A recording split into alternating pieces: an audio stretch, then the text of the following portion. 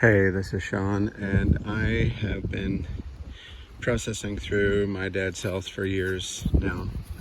He had cancer and had lots of, radiation and then some chemotherapy, and then had to do an emergency open heart surgery. And on the back of the open heart surgery, he's had infection, and after 6 months of using the steroid prednisone, they started draining his pleura, which are just on the outside of his lungs, and then after draining, tried another treatment, which is a talcum mist treatment. Did not work. And so things have just gone down since. My dad and I left the doctor mid-January, when the doctor came in and was looking a little bit like a ghost. He walked in and said, "You can get a second opinion. I've done all I can."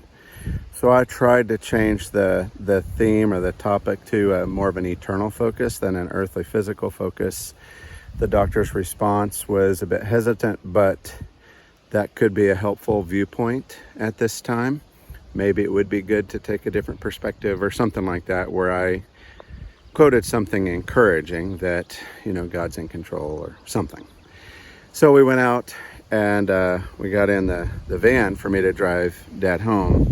I said, "What are you thinking?" And he said, "Oh, I'm down. I feel emotionally down."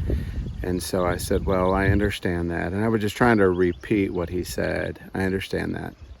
I would be down too." And then he started quoting from Proverbs 3, 5, and 6, which was, "Trust in the Lord with all your heart and lean not on your own understanding. In all your ways acknowledge him, and he will make your path straight." And so one of the things I've been trying to process in my mind, since Dad has continued to go downhill and will probably die soon, is that I've been processing just for emotional management and just trying to practice the presence of God right in the midst of all the emotion.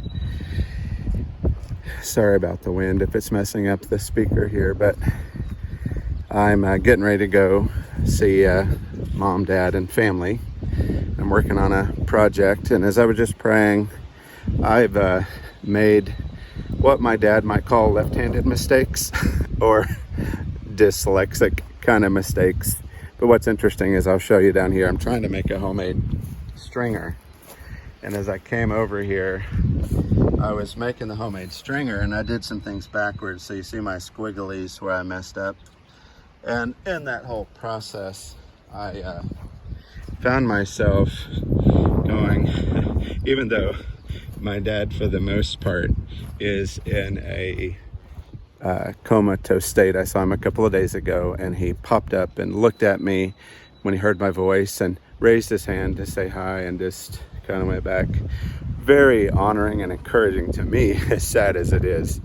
But on this whole squiggly, messed up thing, it goes back to my point that I've been trying to think of things where my dad has encouraged me or come alongside me, and when I do things backwards and upside down or weird, he has always just had a gentle laugh, which was encouraging, because when you're laughed at when you make mistakes, it takes a pretty high trusted relationship for you to be laughed with instead of laughed at. And that was him.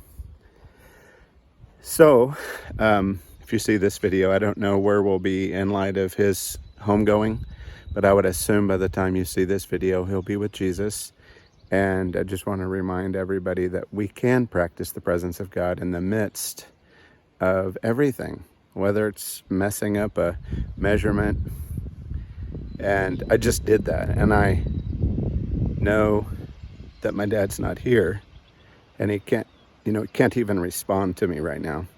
But because of our history together, I felt comforted by my own dad and by God, even though he's not here. So let God walk with you through tough times. Please let him, because if you push him away, you'll do it alone.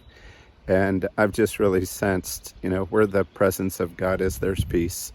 And so, as my dad has said all the way back to January, trust in the Lord with all your heart. you could just sense a real sweet spirit around him from that point to present day. Even hospice has said, we're not used to this kind of peace around someone that's dying. So be encouraged today. God bless you.